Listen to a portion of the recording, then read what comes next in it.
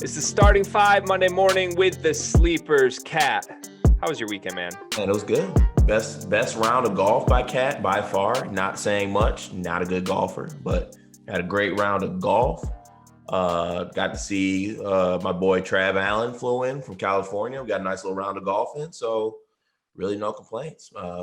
Another week to be great. You know I'm a numbers guy. Can we get numbers to back up the golf round? No, you just gotta take my word for it. I respect it. You looked like you were hurting a little bit Saturday night, but good to see a full recovery. Oh yeah, all good. Always bounce back. Another week to be great, baby. It's one of your many strengths, Carter. I love it. Mm-hmm. Let's get right into it. We've got a fun topic to start. Draymond Green with a Hall of Fame Draymond Green quote over the weekend. They beat the Memphis Grizzlies to secure the 8th seed in the NBA playoff tournament, which matters this year with the way the play-in is structured. Draymond was quoted after the game saying, quote, "I'm a motherfucking dog." He also referenced that Kevon Looney is a motherfucking dog, which is the one part that threw me off a little bit. But this was in reference to the fact that Draymond has been guarding big centers as an undersized center his whole career.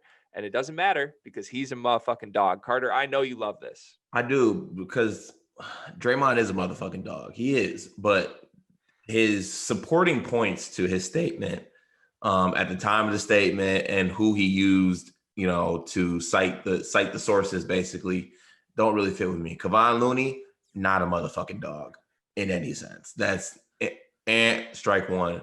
Strike two, Jonas Valanciunas had about 30 and 5 that last game. The game they just played after he said that. So, and another strike on that.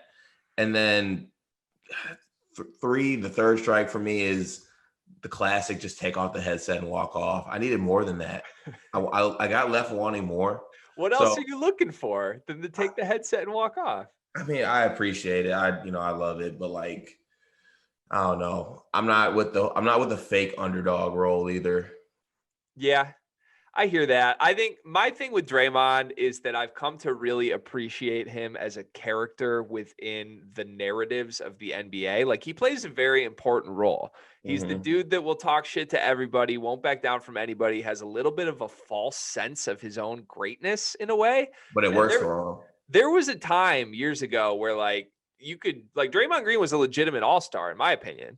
Yeah. And his level of play has fallen off a little bit. I don't really care about that. I want him to still be this character who's going to talk shit and be funny and be entertaining. The problem is a lot of times Draymond's sense of reality sort of skews his views in weird ways. Like, if you remember that quote about women getting paid and the WNBA stuff, like, he did more damage there than he should have. Yeah. And it kind of reminds me of this, where it's like, you're not really making sense, but it's really funny and I enjoy it, but it's not making sense. Yeah, it's like those things you see on Twitter where it's like no one and it's blank, and then it's like absolutely no one blank, and then it's like Draymond Green just going off. Like, yeah, it's just a motherfucking dog. Yeah, it's just like, okay. Like, didn't know people were going to get you, but hey, I love it from the former Spartan dog. So. Yeah, he has an important role to play. It's definitely valuable within where he's at in the NBA stratosphere. So keep being you, Draymond. I hope we get some more Draymond moments in the playoffs. Okay. Moving on to my favorite player in the NBA, Damian Lillard, with a nice little Twitter back and forth over the past couple weeks. There was a Blazers fan who tweeted at Damian Lillard, "Yo, how's the hamstring? I lose my house if you don't win 42 games." And Dame stepped right up and said, "Okay, bet." And then they went on to win 8 of their final 10 games, including their last game of the season yesterday, just to hit the 42-game win mark. And Dame follows up on Twitter with the tweet back to the original tweeter saying, "Let me see that ticket." And as far as I know, I haven't seen the ticket yet. I hope that comes to light today. But what do you make of all of this Dame Lillard back and forth? I think it's great. I mean, I appreciate Dame and those dudes getting on Twitter and getting back and forth with people. I actually enjoy that type of stuff. I feel like him, Ja Morant, a lot of other dudes get on Twitter and kind of do this back and forth, and it's very entertaining. And with this tweet in general, it was very entertaining because at the time of the tweet, the Blazers were easily going to win over 42 games. It was pretty much set in stone. And it got dicey. It came down towards the last day of the game. So I mean, I don't know how big that guy's ticket was, but he definitely probably had the mafia or them boys outside ready to take them kneecaps and get their money because it came down to the wire. But big time to A. Dame time works for betting too. Tells that motherfucking time.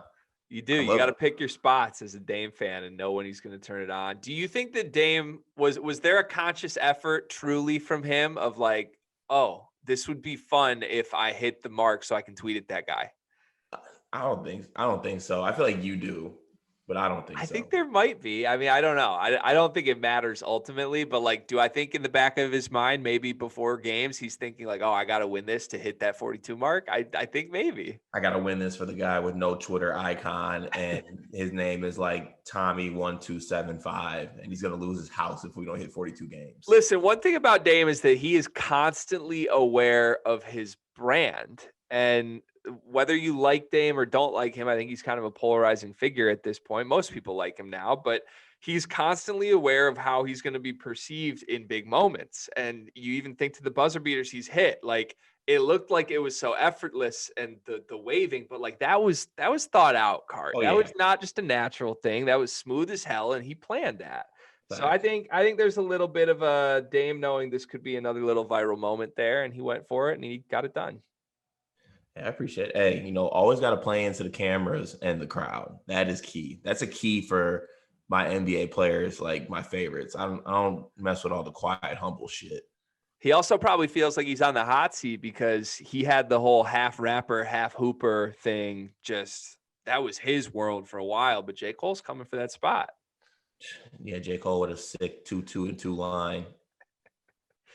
We had to try really hard to not make J. Cole a topic and just put him on blast today, but that's for another day. All right, it's NBA playoff time now, Cart. The week is here. I'm excited for these games.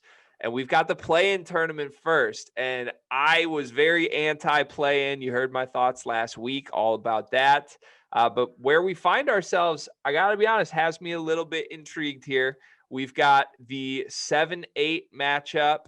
The Los Angeles Lakers against the Golden State Warriors in the West. And then the 7-8, the Boston Celtics versus the Washington Wizards in the East. There's also 9 and 10 matchups, Grizzlies, Spurs, Pacers, Hornets. We'll get into how that works and what we expect to see at some point. But just to start, I mean, are you excited? Is there some buzz to this play-in like I feel like there might be? I think there is because of the possible matchups. Like, I think this is the perfect scenario for the play-in game because let's say in the East, we could end up getting the Celtics with Jason Tatum playing the Nets as the 1 seed or something like that. I think the possible matchups would be really good. Even a Russ versus the Nets would be really good for the first round. And even just looking at the play-in games, like this is like, is this not what the NBA wants? Like Warriors versus Lakers, LeBron versus Steph in a play-in game? Like that's what the people want to see. So I think that the best part about this is there's a lot of great matchups that could possibly come out of this. The worst case scenario is somehow the Spurs and the Pacers get through on both sides because I think that's bad for everybody. That would be brutal. I think I'm obviously excited for LeBron versus Steph in a sort of a single elimination game format, although I still think the format itself is stupid. Like the loser of that game's still alive. They're going to go on to beat the Grizzlies or the Spurs. We're going to get the Lakers and the Warriors in here. Yes, we're gonna get the Lakers and the Warriors as the 7 and the 8 seed. And I'll go bold prediction here, Cart. We're gonna get the Lakers Warriors as the 7 and the 8, and then we're gonna get Lakers Warriors in the conference finals. Ooh, what did he say? It's gonna happen. Okay, so you got the Jazz losing first round to, let's say, the Lakers. Yeah, I'm thinking Warriors beat the Lakers.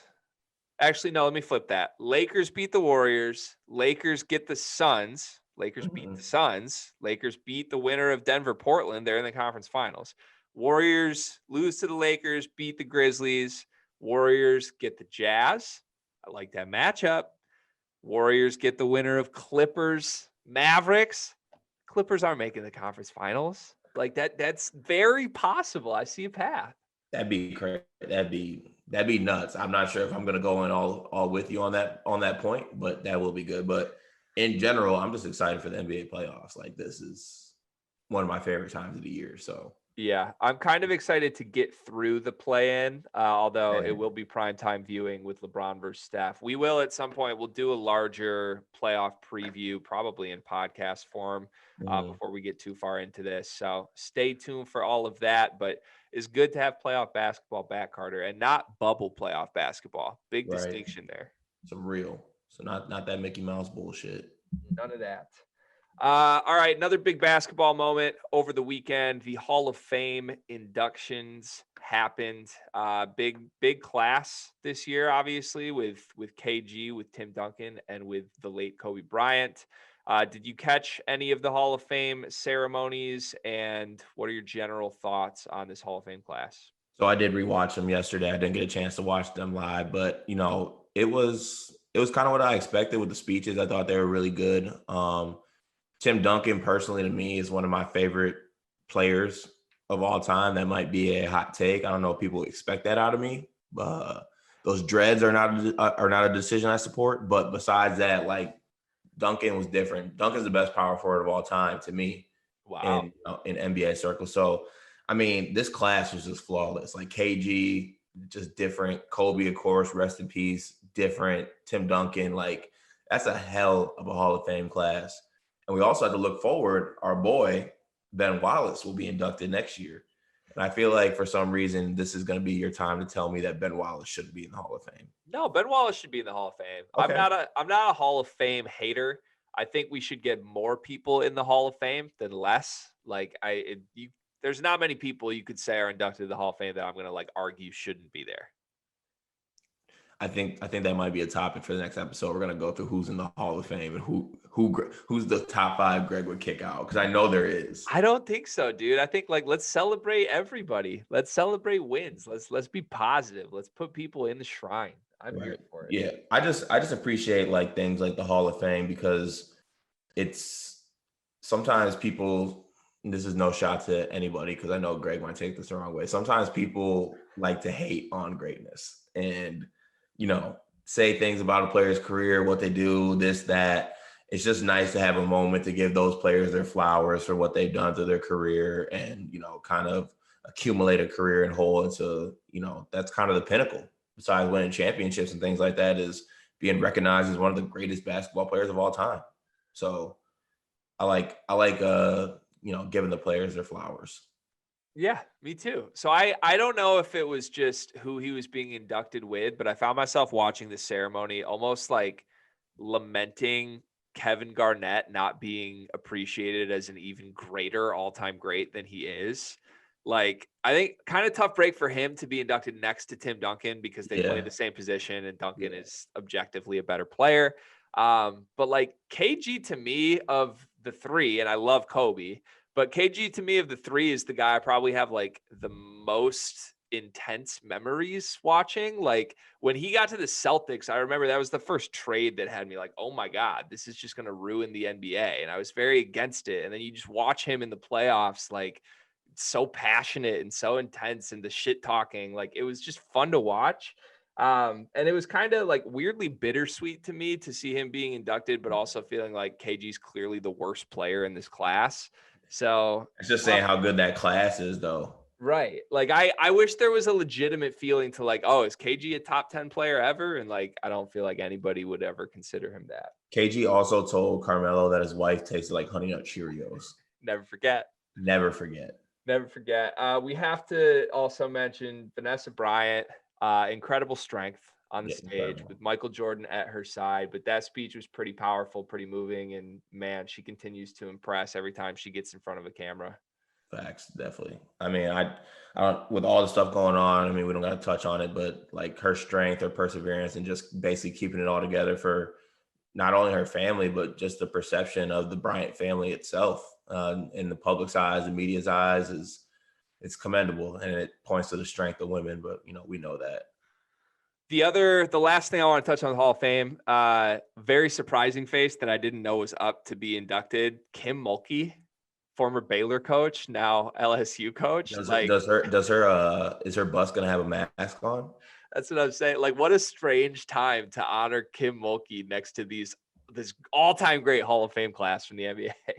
Yeah, the whole Kim Mulkey thing's so weird to me. Like, I get like she's from Louisiana, but she like just the mask thing and then the leaving and the losing. It's just like it's a whole thing. It's definitely a thing. I was just caught off guard by that. I didn't know she was up for induction. I'm like, why is she on stage again? Is she just going to be talking about masks? Like, come on, let's spare ourselves from this. Definitely, for sure. Okay, and moving to the last topic, the tank is complete. The season is over. The season is a success. The Detroit Pistons finished with the second worst record in the Eastern Conference. They will have the second best lottery odds on the NBA draft. Obviously, we're excited about this, Cart. Are you feeling optimistic? Yes, finally. Been asking for this for literally like 5 years. Just be bad, play the young guys. We got some pieces. We got the Sadiq Beys, the Isaiah Stewarts, the Killians. Jeremy Grant proved that I think he can be a star level player in this league, all-star type player. It's things are looking up. All right. And as long as we don't get screwed over by this draft lottery, it's going to be hard to mess this up. I would love Cade. I would love Mobley. I'd love Suggs. I love Green. There's 4 there that I'd love that we can get. So I'm very, very happy, very optimistic. Troy Weaver, thank you. Thank you for listening. So Jeremy Grant hit the microphone apparently for all the fans in attendance and basically said thank you for their support. We know it's been a really tough season.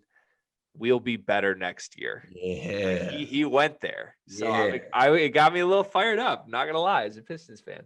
Yeah. I got to go back and take back all the things I said about Jeremy Grant. Luckily, I don't. I like that signing at the time. I'm going to make a pretty strange, shitty metaphor here, but the Pistons' whole last decade reminds me of the dude who like keeps saying he needs to go on a diet, but never actually goes on a diet. Like they needed to lose some weight. They needed to just be bad. But like I feel attacked. no, that's like I could be attacking myself here, but like we're going on 7-8 years of like, oh, I just gotta lose a couple, like that's all it is. And then they just find ways to eat a donut or like order that king size pizza, whatever it is. Like they just couldn't do it for whatever reason. And they just kept packing on the pounds and the pounds and the pounds. And then finally, it's like a breath of fresh air. They stuck to it. They had a plan, they committed to it. Troy Weaver came in. He made waves on draft night. Everybody ridiculed him. Everybody said he's a total mess. He has no plan. Guess what? He had a plan. He brought in a bunch of talented young bulls, Hamidou Diallo's, Josh Jackson's, dude people gave up on, Dennis Smith Jr.'s. Did they all work out? Southwest Mo's, Donovan Mitchell? Did they all work out? No, but did the majority of them work out? Yes. Did it help them lose games in the short term? Yes. Did it help us get a potential great player next season? Yes, it did, Car. And my last thing for Pistons fans, I almost tweeted this last night, but I wanted to say it on camera. I want people to see my lips when I say this. Even if we get the 5th or 6th pick, don't go on Twitter talking about this is why tanking doesn't work. Because a 5th or 6th pick in this draft is still going to be the most talented player the Pistons have brought in naturally through the draft in 10 plus years. That's true. But if we pick Jalen Johnson from Duke, I will riot. It won't happen, dude.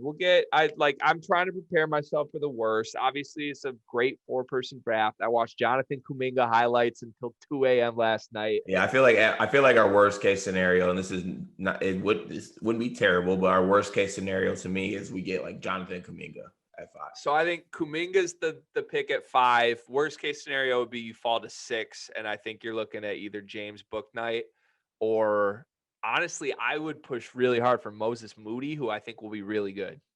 I wouldn't be mad. The thing is, though, I wouldn't be necessarily mad. I mean, hell no. Take that back. We'd be mad. I'd be mad as hell. If we're not top 3, I riot. I don't care what you said. I'm rioting if we're not top 3. Right. But we can talk ourselves into a little Moses Moody, Sadiq Bey on the wing next to Killian. Oh, I can talk myself into anything. I told you, I talked myself into Saban Lee on draft night. Speaking of talking into, I'm getting higher and higher on Jalen Green as the days go by.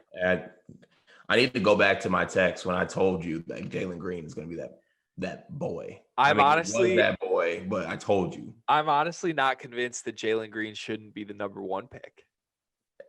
Hey, I wouldn't be mad at it. I'm telling you, if we get this top 3, man, like I think we can make all those guys fit. Like we can make Cade fit, we can make Jalen fit. Like, but also at the same time, hashtag fuck the fit. Let's get some dude that can hoop. Like, let's just get some hoopers, man. I feel you. I think we're close. I think we're closer than we've been in over a decade, and that has me excited. And good ass job losing, man. Like the Thunder went out last night and got a random ass win against the Clippers. Like that ain't the tank. We said it. We texted each other yesterday. There's no way they lose this game, right? No. Even the Heat benched everybody. Still, there's no way they lose this game. So proud of the tank commitment and the tank commander. Like this was everyone being on the same page of the tank, and that's what happens. Thank you. Never been prouder. Good job, Pistons. Kudos. We appreciate you for the first time in 10 years. You've got us back on the bandwagon. Cart, what's going on this week, both for you, for sleepers, for anything? So actually this week, I'm going on a golf trip again. Whoa. In my personal life. So that'll be happening. And also, I know it's been going on for a couple weeks, but I will be getting on the pod with DK from Spartan Hoops, and we will be talking transfer portal stuff. A lot of the people in the transfer portal are starting to finalize their destinations, except for some Michigan State players. Rocket, we're looking at you. And so Tom Izzo's sitting there with 2 scholarships, by the way. Yeah, I was going to set you up for that, but I'm like wondering what's going on. You're not the only one, but yeah, I'll have that coming up in a few weeks, and then, or probably in the next coming weeks, and then, of course, we'll have the next starting 5 episode, and then I'm guessing NBA playoff preview pod coming up soon. Yes, and I think we might do a podcast this week with Locker Room CEO Howard, which I'm sure the people will enjoy that one. I've mentioned this a couple times already, but Joey Hauser article should be coming later this week. I just did a pod with DK that dropped this morning, and apparently it's actually on the Apple podcast now. So go subscribe, do all that to the Spartan Hoops podcast for more of both me and Carter. And it's wife's birthday week, by the way. Shout out to wife, Mallory Waddell. Wish her a happy birthday. We got a Wednesday birthday this week, folks. So, get on the Instagram, drop the little pictures of you and her. If you don't know her, slide in the Twitter DMs, but watch yourself. That's my wife. You see the ring right here. But wish her a happy birthday, people. Got to support the Queens of Sleepers because they put up with us. Have to. All right. Have a good Monday, Car. We will be back with the starting 5 on Friday. Peace.